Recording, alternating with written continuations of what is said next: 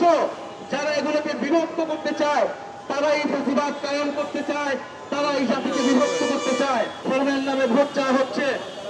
বাংলাদেশ 90% মুসলমানের দেশ। এখানে আওয়ামী লীগ এবং তার সহযোগী যারা ভারতের পারপাস সার্ভ করে এরকম সবগুলো দল বাদে বাকি সকল দল, বিএনপি, জামাত, এনসিপি সহ সকল দলই বাংলাদেশের মুসলমানদের স্বার্থ রক্ষা করে এই রাজনীতি করে। ফলে এখানে যেমন মুক্তিযুদ্ধের নামে দেশকে বিভাজন করা যাবে না, ইসলামের নামেও দেশকে বিভাজন করা যাবে না। মুক্তিযুদ্ধ এবং ইসলামকে মুখোমুখি দেওয়ার যে রাজনীতি গত 54 বছর হয়েছে, সেই রাজনীতি থেকে আমরা বের হয়েই নতুন বাংলাদেশ বিনির্মাণ করব। ইসলাম আমার, মুক্তিযুদ্ধ আমার, জুলাইও আমার। এগুলো একে অপরের অবিচ্ছেদ্য অংশ।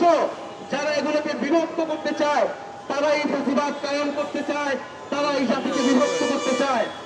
ফলে আজকে 16 ডিসেম্বরে আমাদের যেই সংকল্প, 1947 সালের আজাদীর লড়াই, 71-এর মহান মুক্তিযুদ্ধ এবং 24-এর জুলাই বিপ্লব, সেই বিপ্লবের এই 3টি লড়াইয়ের আকাঙ্ক্ষা ছিল সাম্য, মানবিক মর্যাদা এবং সামাজিক সুবিচার, বৈষম্যহীন একটি রাষ্ট্র এবং গণতান্ত্রিক একটি রাষ্ট্র কায়েম করা।